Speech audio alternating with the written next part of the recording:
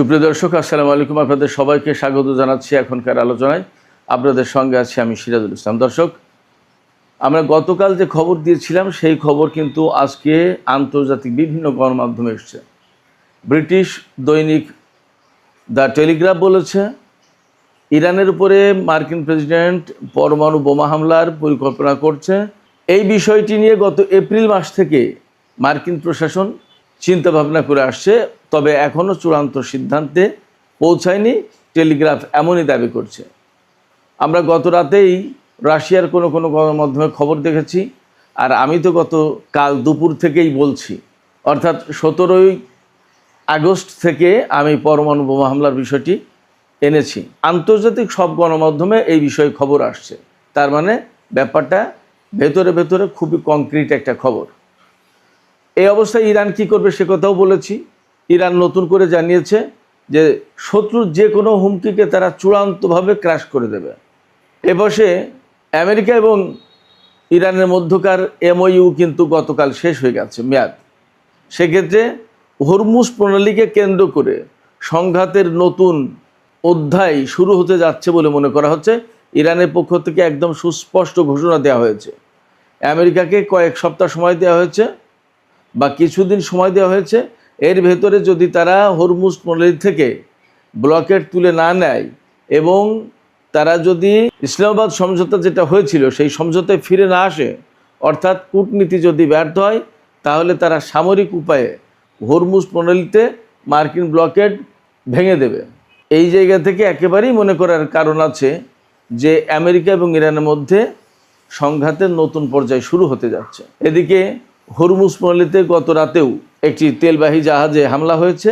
Hormuz প্রণালীর এই পরিস্থিতি আর ইসলামাবাদ সমঝোতার মেয়াদ শেষ হয়ে যাওয়ার পর আন্তর্জাতিক বাজারে মারাত্মক রকমের অনিশ্চয়তা দেখা দিয়েছে এবং এ কারণে তেলের দাম বাড়ছে। গতকালকে আমরা $89 কথা বলেছিলাম, আজকে দেখা যাচ্ছে যে সেটা $91 ছাড়িয়ে গেছে প্রতি ব্যারেল তেলের দাম। আশঙ্কা করা হচ্ছে যে তেলের দাম প্রতি ব্যারেল খুব শিগগিরই $100 ছাড়িয়ে যেতে পারে। সুপ্রিয় দর্শক, এই বিষয়গুলো নিয়ে আমরা এখন বিস্তারিত আলোচনা করার চেষ্টা করব। আশা করি আপনারা শেষ পর্যন্ত সঙ্গে থাকবেন এবং ভিডিও যদি ভালো লাগে তাহলে লাইক, কমেন্ট, শেয়ার করবেন আর চ্যানেলটি সাবস্ক্রাইব করে সাথেই থাকবেন। দর্শক, চলুন আমরা বিস্তারিত আলোচনা করি। ইরানের পক্ষ থেকে পরিষ্কার করে বার্তা দেওয়া হয়েছে।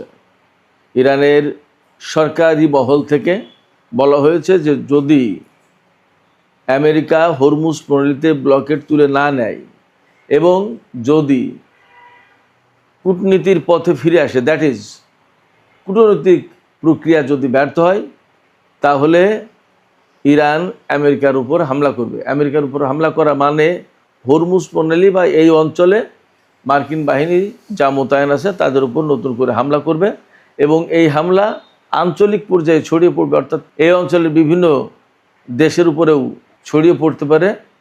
ব্যাপারটা এই রকম। এই আলোচনা কখন আসছে? এই আলোচনা আসছে মূলত দুটো প্রেক্ষাপট থেকে। একটা প্রেক্ষাপট হচ্ছে যে গতকাল 17ই আগস্ট ইসলামাবাদ সমঝোতা স্মারকের মেয়াদ শেষ হয়ে গেছে।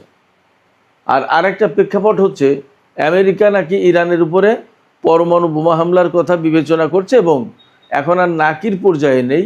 এটা আন্তর্জাতিক বিভিন্ন গণমাধ্যমে এসেছে। সব জায়গায় বলা হচ্ছে যে পরমাণু বোমা হামলার ব্যাপারে এখনও আমেরিকা চূড়ান্ত সিদ্ধান্ত নেয়নি, তবে বিষয়টি বিবেচনা করছে এবং আরও আগে থেকেই এপ্রিল মাস থেকেই এই বিষয়টি বিবেচনা শুরু করেছে। এই যে দুটো অবস্থা, MOU এর মেয়াদ শেষ হয়ে যাওয়া এবং পরমাণু বোমা হামলার কথা ফাঁস হওয়া, এই জায়গা থেকে ইরান কিন্তু শক্ত অবস্থানে গেছে এবং বলা হচ্ছে আমেরিকা যদি ইরানের উপরে কোনোভাবে পরমাণু হামলা চালায় তাহলে ইরান আরও শক্ত অবস্থানে যাবে। আমেরিকার যে পরিকল্পনা রয়েছে তার মূল জায়গা যেটা, সেটা হচ্ছে যে পিক এক্স নামে একটা পাহাড়ে ইরানের পরমাণু কর্মসূচি পরিচালনা করা হচ্ছে। এরকম একটা খবর কিন্তু আমি দুইবার ভিডিওতে দিয়েছি, আপনাদের নিশ্চয়ই মনে থাকার কথা। যারা নতুন তারা শুনে নিতে পারেন। এই পিক এক্স পাহাড়ে ইরান পরমাণু কর্মসূচি পরিচালনা করছে, এই অভিযোগ করছে আমেরিকা। আমেরিকা ধারণা করছে যে তাদের বাংকার বাস্টার বোমা দিয়ে ইরানের পরমাণু কর্মসূচি ধ্বংস করা যায়নি এবং যাবেও না। সেক্ষেত্রে পরমাণু বোমা মেরে ওই পিকেক্স পাহাড়ে ইরানের পরমাণু কর্মসূচি ধ্বংস করতে হবে। সেক্ষেত্রে তারা সীমিত মাত্রায় হয়তো 2টো পরমাণু বোমা ব্যবহার করতে পারে, এই রকম খবর বেরিয়েছে ইরানের উপরে তারা 2টো পরমাণু বোমা ব্যবহার করবে। তো 2টো পরমাণু বোমা যদি ব্যবহার করে তাতে যথেষ্ট ক্ষয়ক্ষতি হবে, তাতে কোনো সন্দেহ নেই। প্রচুর পরিমাণে মানুষের জীবন যাবে, তাতেও কোনো সন্দেহ নেই। কিন্তু ইরান তখনও টিকে থাকবে এবং টিকে থাকলেই ইরান আরও বেশি শক্ত অবস্থানে চলে যাবে, আরও অ্যাডামেন্ট হবে এবং আমেরিকার বিরুদ্ধে মরণ আঘাত হানার চেষ্টা করবে ইরান। সেই আঘাতটা কী দিয়ে করবে সেটা তাদের ব্যাপার, আমি জানি না, বাট তাদের প্রস্তুতি সেরকম আছে। এবং সবচেয়ে বড় কথা, আমেরিকা আর ইসরায়েলের বিরুদ্ধে যখন ইরান প্রতিরোধ গড়ে তুলেছে এবং এখন পর্যন্ত মূলত আমরা যা দেখতে পাচ্ছি তাতে আমেরিকা আর ইসরায়েল ইরানি প্রতিরোধের মুখে কোণঠাসা হয়ে পড়েছে। এই অবস্থায় পরিষ্কার বোঝা যায় যে ইরানের হাতে একেবারে কম কিছু নেই।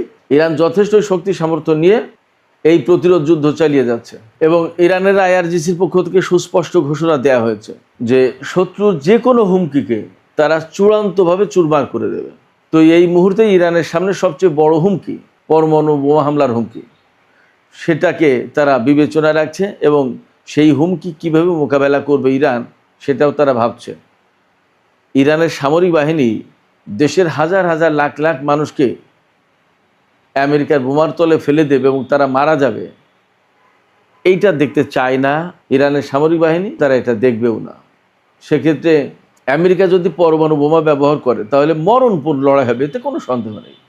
এমওইউ এর মেয়াদ শেষ হয়ে যাওয়ার পরে দুই পক্ষের মধ্যে কিন্তু চূড়ান্ত সংঘাতের বা আরও মারাত্মক বা নতুন পর্যায়ের সংঘাতের আশঙ্কা তৈরি হয়েছে। কারণ এখন ইরান এবং আমেরিকা কেউ কোনো চুক্তির আওতায়, কোনো অঙ্গীকারের আওতায় নেই, প্রতিশ্রুতি কারোর সামনে কোনো কিছু নেই। সেক্ষেত্রে আমেরিকাকে হরমুজ প্রণালীতে ব্লকে রাখতেই হবে যদি ইরানকে অর্থনৈতিকভাবে বা সামরিকভাবে দুর্বল করতে চায়। আর ইরানও জানে যে এই ব্লকেডের মাধ্যমেই আমেরিকা মূলত তাদের উপরে সবচেয়ে বেশি চাপ সৃষ্টির চেষ্টা করছে। অতএব ওই ব্লকেড যদি তারা ভেঙে দিতে পারে তাহলে আমেরিকার কৌশল কিন্তু ব্যর্থ হয়ে যাবে। ফলে আমেরিকা যতই ব্লকেড রাখার চেষ্টা করুক, হরমুজ প্রণালীতে ব্লকেড ভেঙে দেওয়ার চেষ্টা অবশ্যই ইরান করবে।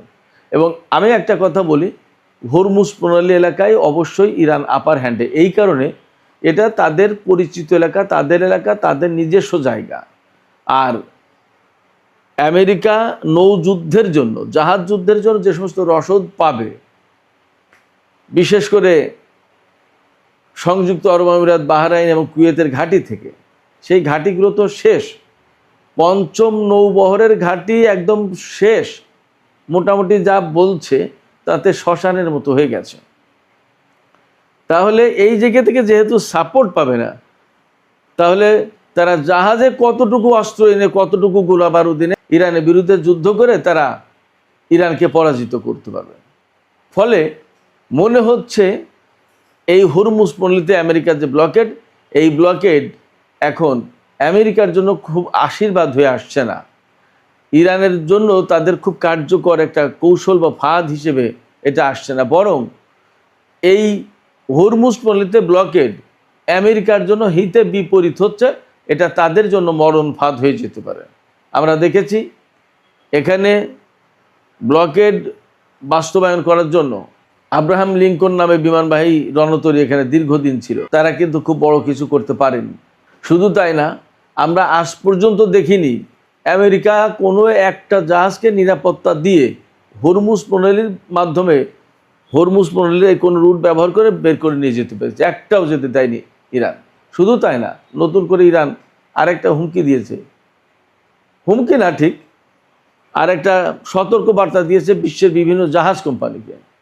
এই সতর্ক বার্তা হচ্ছে এই যে ইরান বলেছে জাহাজ কোম্পানিগুলোকে, আপনারা কেউই আমেরিকার নিরাপত্তার উপরে বা আমেরিকার নিরাপত্তা আশ্বাসের উপর ভরসা করে হরমুজ প্রণালীতে জাহাজ চালাবেন না।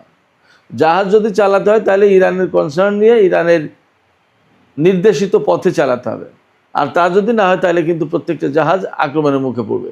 এবং এরই অংশ হিসেবে আমরা আজকেও কিন্তু দেখেছি খবরে যে গত রাতে হরমুজ প্রণালী এলাকায় একটা অজ্ঞাত প্রজেক্টাইল অর্থাৎ অজ্ঞাত একটা অস্ত্র আঘাত এনেছে, ক্ষেপণাস্ত্র হোক, ড্রোন হোক, একটা তেলবাহী জাহাজের উপর আঘাত এনেছে। জাহাজের ইঞ্জিন রুমে বিস্ফোরণ ঘটে, হামলাটা হয়, সেখানে একজন ব্যক্তি আহত বা নিহত হয়েছে, বাকিরা সবাই সুস্থ আছে। তাদেরকে ওমানের নিরাপত্তা রক্ষীরা, নিরাপত্তা কর্মীরা বা কোস্টগার্ড উদ্ধার করেছে।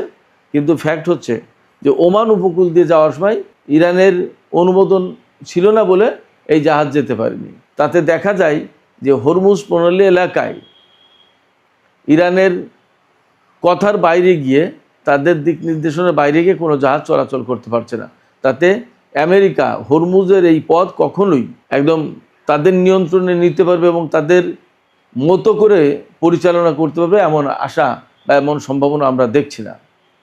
এইরকম একটা প্রেক্ষাপটে হরমুজ প্রণালী এবং তেলের বাজার, তেলের সরবরাহ নিয়ে অবশ্যই মারাত্মক রকমের আশঙ্কা তৈরি হয়েছে, উদ্বেগ তৈরি হয়েছে, ক্রাইসিস তৈরি হয়েছে। এবং আমেরিকা কিন্তু এই মুহূর্তে হরমুজ খোলা, হরমুজ সংকটের সমাধানটাই চাইছে বেশি। এবং তারা এটাও বুঝতে পেরেছে যে এখানে হামলা, যুদ্ধ করে হরমুজ প্রণালী খোলা যাবে না, তাহলে কিভাবে বের হয়ে যাওয়া যায় সেই চেষ্টা করছে। এখন ইরানের উপরে পরমাণু বোমা হামলা চালিয়ে, হয়তো পিকেক্স এলাকায় বোমা হামলা চালিয়ে বলবে যে আমরা ইরানের পরমাণু একদম ধ্বংস করে দিয়েছি, যুদ্ধে বিজয়ী হয়ে গেছি, চলে গেলাম, যুদ্ধ শেষ। এমন হতে পারে। আবার এমন হতে পারে যে এই হরমুজ প্রণালী এলাকাকে কেন্দ্র করে হয়তো ইরানের সাথে একটা বড় ধরনের সংঘর্ষ করে তারা চেষ্টা করবে, শেষ চেষ্টা, যে দেখি পারি কিনা। যদি না হয় তাহলে তারা হয়তো অন্য কোনো পথ ধরবে। তবে কোনোটাই তাদের জন্য স্বস্তির খবর নেই, কোনোটাই তেলের বাজারের জন্য আপাতত স্বস্তির খবর নেই। তেলের বাজারে কিন্তু আগুন লেগেছে।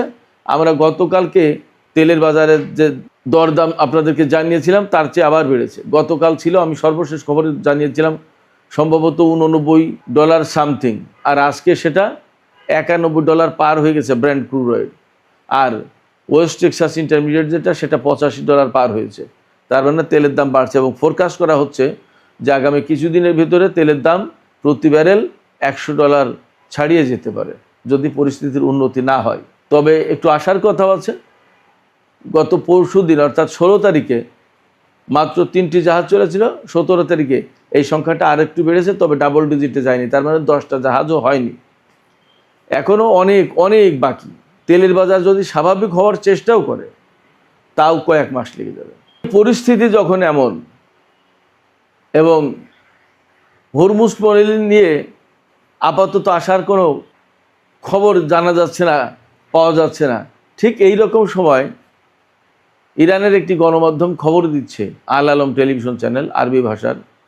তারা আরব কয়েকজন কর্মকর্তার সাথে বা কয়েকটি সূত্রের সাথে কথা বলে জেনেছে যে উপসাগরীয় আরব দেশগুলো আমেরিকার নিরাপত্তা ব্যবস্থার উপর আর তারা ভরসা করছে না।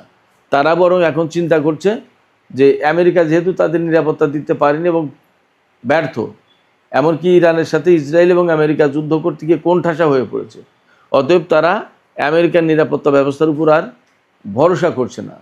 বরং তারা এখন চিন্তা করছে দ্বিপক্ষীয়ভাবে ইরানের সাথে তারা আলাপ আলোচনা করে যার যার সমস্যা সেই সমাধান করে নেবে এবং ইরানের সাথে দ্বিপক্ষীয় সম্পর্ক বাড়াবে। ব্যাপারটা যদি তাই হয় তাহলে আপাতত মধ্যপ্রাচ্যের জন্য ভালো খবর। কিন্তু আমেরিকার সাথে ইরানের সংঘাতের চূড়ান্ত পরিণতি কি হয় তা এখনও অপেক্ষার ব্যাপার। সুপ্রিয় দর্শক, এখনকার আলোচনা এখানে শেষ করতে চাইছি। আলোচনা শেষের আগে আপনাদের কাছে আমার প্রশ্ন বা আপনাদের মতামত জানতে চাই। আপনারা কি মনে করছেন?